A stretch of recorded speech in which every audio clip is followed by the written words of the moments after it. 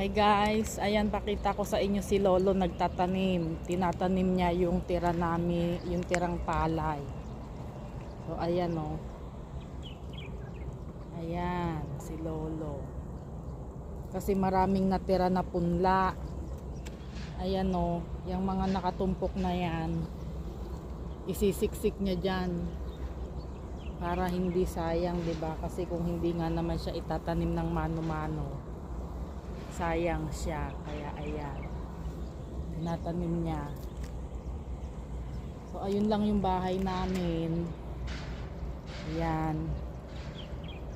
Tapos itong ektarya na to kanya yan. Ito, start dyan sa may mohon hanggang doon sa may bakod namin. Yun yung bakod.